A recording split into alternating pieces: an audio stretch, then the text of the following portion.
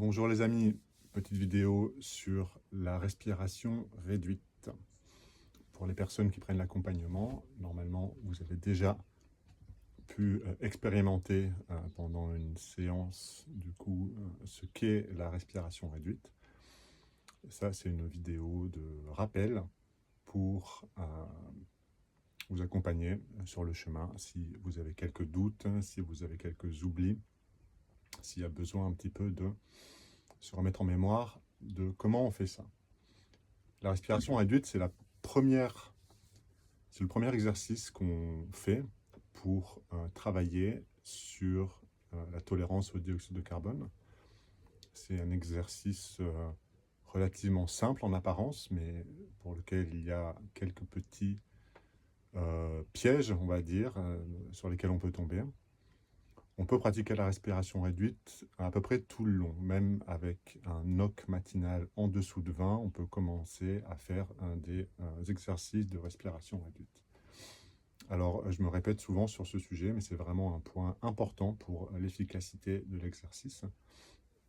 Et l'efficacité, qu'est-ce que ça veut dire? L'efficacité, ça veut dire qu'on va essayer de donner une information à notre corps, à notre système nerveux et à notre cerveau reptilien, bulbe rachidien, que notre corps peut supporter une concentration plus importante en dioxyde de carbone. Donc pour cette efficacité-là, il faut envoyer un message clair à notre système nerveux. Notre système nerveux, il comprend, en gros, système nerveux autonome, il comprend le stress et la détente. Donc si on veut que le message soit qu'on peut être à l'aise avec une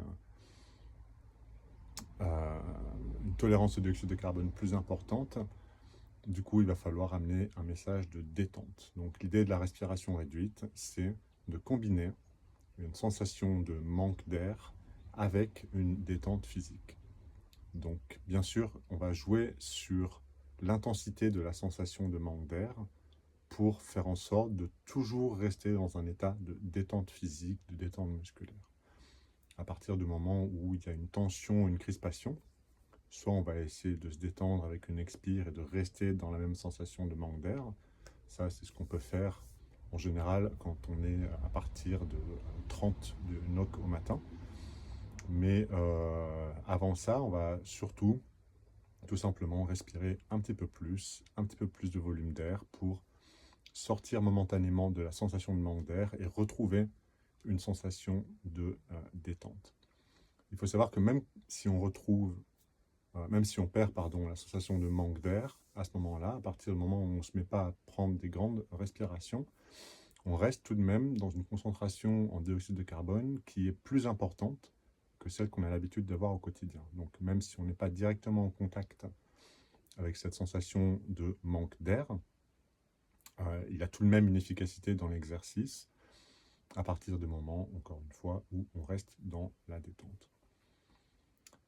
Donc la respiration réduite consiste simplement, comme vous le savez sûrement déjà, à réduire le volume d'air que l'on respire. On peut jouer aussi sur le rythme de respiration, mais ce n'est pas vraiment l'idée de la respiration réduite, bien que ça puisse aider dans certaines conditions.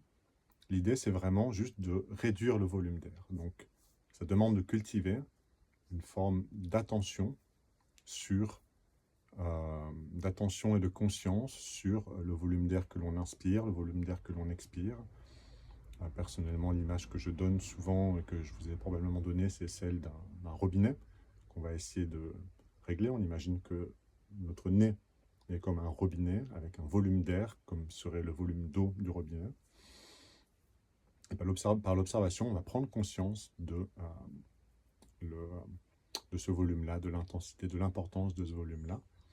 Et petit à petit, on va le réduire, comme si on baissait le débit d'eau d'un robinet. Le débit d'eau. Donc on va réduire ce débit de manière, idéalement, à se retrouver avec une légère sensation de manque d'air. Pour les personnes qui sont en dessous de 20 au matin, ou pour les moments où on est en dessous de 20 au matin, parce que ça peut très bien arriver Pour des personnes qui ont 30, 35, voire 40, de se retrouver avec des jours, il y a des jours avec, il y a des jours sans, et il y a des matins où on peut se retrouver avec un NOC qui a chuté pour diverses raisons, que ce soit un stress, que ce soit les conditions de sommeil, peu importe la raison. Bien, dans ce cas, on ne va pas chercher trop à pousser la sensation de manque d'air. On va juste chercher à l'effleurer. Et même si on ne l'atteint pas, même sans l'atteindre, si on arrive tout de même à réduire le volume d'air et à respirer plus finement, eh bien, l'exercice aura tout de même une certaine efficacité. Quand on est en dessous de 20, on ne va pas chercher à choquer le système parce que ça pourrait avoir des effets contre-productifs, et plutôt que de nous amener à une plus grande tolérance au dioxyde de carbone, ça pourra au contraire développer des réactions de stress et des réactions du coup qui vont amener à l'inverse de ce qu'on cherche à faire. Nous, on cherche une détente du système nerveux qui va permettre une meilleure tolérance au dioxyde de carbone, et si on active du stress, si on bouscule trop notre système nerveux, ça peut arriver justement à diminuer la tolérance au dioxyde de carbone. Donc, respiration réduite peut se faire le matin, peut se faire le soir. Le mieux, c'est, enfin là où il y a vraiment un effet, on va dire, des multiplicateurs des effets, le soir avant de s'endormir, c'est vraiment un bon moment. Parce que, d'une part, c'est plutôt un exercice qui est relaxant. Quand on va diminuer le volume d'air, quand on va se détendre, c'est plutôt un exercice qui va vers la détente du corps et la détente du système nerveux. Donc ça peut aider à un meilleur endormissement d'une part, mais aussi ça va aider à un meilleur sommeil. Quand on s'endort avec une respiration réduite, la qualité récupératrice du sommeil, dans presque tous les cas, est optimisée, augmentée. Donc respiration réduite, on diminue le volume d'air, on respire finement, on respire doucement. Si on ne côtoie pas la sensation de manque d'air, c'est un exercice qu'on peut même faire pendant un certain temps. 10, 20, 30 minutes. Ça peut être un exercice de méditation parce que ça amène à un calme mental. Normalement, ça peut amener à une forme de silence mental, donc ça aide vraiment à la méditation. Comme je suis né dans un milieu bouddhiste, je sais de mon expérience et de l'expérience de beaucoup de gens autour de moi qu'il y a beaucoup de gens qui, entre guillemets, ne trouvent pas la méditation et qui restent dans quelque chose d'assez mental. De mon expérience et l'expérience de personnes que j'ai accompagnées, la respiration est vraiment clé pour pouvoir poser une sorte de détente et du coup poser aussi l'activité mentale qui d'habitude peut créer une espèce de survoltage au niveau du cerveau et de la tête, et quand on va se mettre à respirer plus doucement, à poser le corps, pouf, tout ça, ça descend. C'est un peu comme on faisait soi-même prise de terre par rapport à notre suractivité mentale et éventuellement par rapport à des émotions qui y sont liées.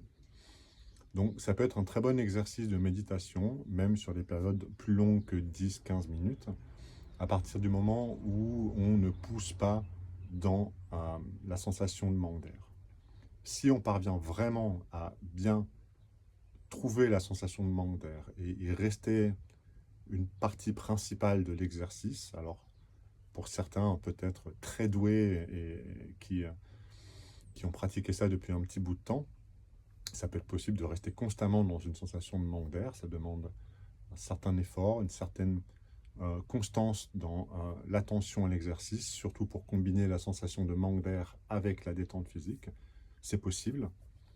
Moi, je le fais assez peu, et c'est vrai que c'est un sacré challenge de rester ne serait-ce que 10 minutes sans exercice d'apnée, juste avec la respiration réduite, avec la sensation de manque d'air. C'est pas évident. Mais si on reste, disons, ne serait-ce que 60-70% de la durée de l'exercice de respiration réduite, avec une sensation de manque d'air, dans ce cas, on va éviter de dépasser les 10, 12, maximum 13-14 minutes. La raison à ça, c'est que déjà, ça peut être intéressant d'aller jusqu'à 9 minutes au moins, parce qu'à ce moment-là, on va vraiment envoyer un signal clair à notre système intérieur, notre système nerveux, notre bulbe rachidien, sur le fait que l'on peut tolérer une plus grande quantité de dioxyde de carbone, ce qui va nous amener normalement sur le moyen terme à augmenter notre NOC général, donc qui est représenté par notre NOC matinal. Mais, et j'ai perdu le fil. Oui, et du coup, pourquoi ne pas dépasser les 13-14 minutes? Parce que, comme on l'a dit avant, l'idée, c'est pas de créer un choc au système, l'idée, c'est de s'offrir des petites bulles d'exercice dans lesquelles on envoie cette information-là. Et une fois qu'on a fait cet exercice en détente pendant 9-10 minutes, l'information est passée. Et si on pousse plus loin, on peut créer une sorte d'imbalance, je crois que le mot est anglais, mais on peut créer une sorte de déséquilibre, on va dire comme ça, qui pourrait avoir un effet, soit neutraliser l'effet de l'exercice, qui serait dommage après l'effort de faire l'exercice de respiration réduite, voire, dans les pires cas, encore une fois, du coup, inverser son effet sur notre tolérance au dioxyde de carbone. Donc, avec une tolérance, avec une faim d'air, une sensation de manque d'air importante, entre 9 et 13 minutes, c'est vraiment l'idéal. Si on ne côtoie pas la sensation de manque d'air et qu'on pratique cependant la respiration réduite, c'est tout à fait possible de pratiquer la respiration réduite sans être en contact avec la sensation de manque d'air. Dans ce cas, c'est un exercice qu'on peut faire durer et encore une fois, voilà, qu'on peut utiliser comme une pratique de méditation pour calmer le mental, pour poser un petit peu, sentir la détente, éventuellement sentir les tensions qu'il y a dans le corps. Ça peut être un moment aussi, pas de réflexion dans le sens où on va réfléchir, mais de réflexion dans le sens où l'état de détente et l'état de respiration réduite va refléter, entre guillemets, potentiellement certains états de stress qui vont se faire sentir plus ou moins fortement, notamment par des tensions physiques. Et on peut jouer là-dessus grâce à cet exercice-là, grâce à l'expire, toujours. L'expire est toujours propice à plus de détente pour essayer de détendre ces endroits sans faire du forcing. Encore une fois, on est dans un exercice doux, donc on ne va pas chercher à détendre à tout prix. Par contre, on va observer que on peut connecter à des endroits qui sont tendus en nous, des endroits, des tensions musculaires, des tensions psychosomatiques, et que cet exercice peut aider à les visiter d'une part, sans avoir d'activation ou de réactivation trop forte, et d'autre part, éventuellement, s'entraîner à voir comment on peut doucement réduire ces tensions, les apaiser, les détendre.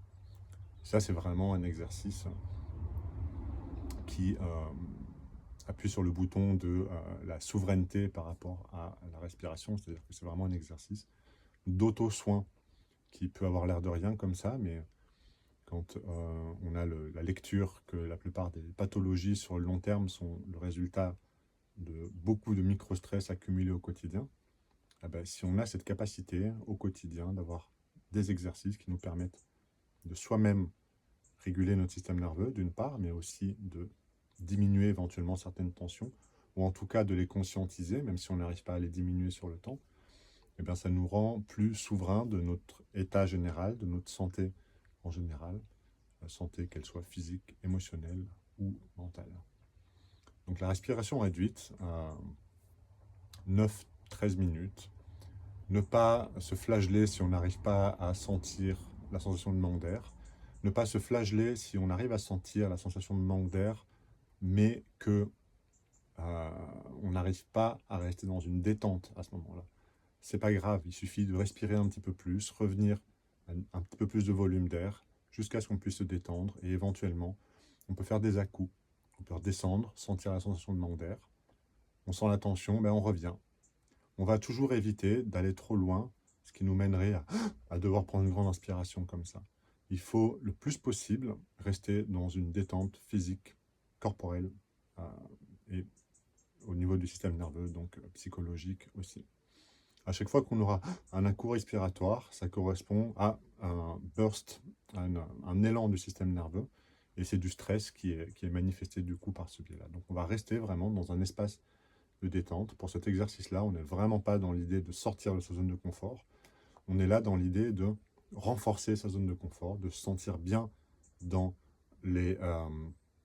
d'approcher de la périphérie de cette zone de confort et montrer que même dans la périphérie de la zone de confort, on se sent bien. Donc on va être là en train de renforcer notre centre, de renforcer notre conscience de notre respiration aussi, parce que c'est un exercice qui nous amène à une plus grande conscience, une plus grande sensibilité sur les mécaniques respiratoires. Et, euh, et donc voilà, c'est pas un exercice de performance. Je crois qu'il y a très très peu d'exercices de performance dans les exercices que je partage, mais en tout cas celui-là, c'en est vraiment pas un en tout cas. C'est vraiment un exercice de douceur, de côtoyer cette tranquillité intérieure, de côtoyer ce calme mental, de côtoyer ce calme physique. Et même, encore une fois, si on ne parvient pas à sentir cette sensation de manque d'air, eh ben, l'exercice de détente et de respiration induite aura de toute façon un effet positif. Donc voilà, petit tuto, petit mémo pour la respiration induite. Ciao, ciao.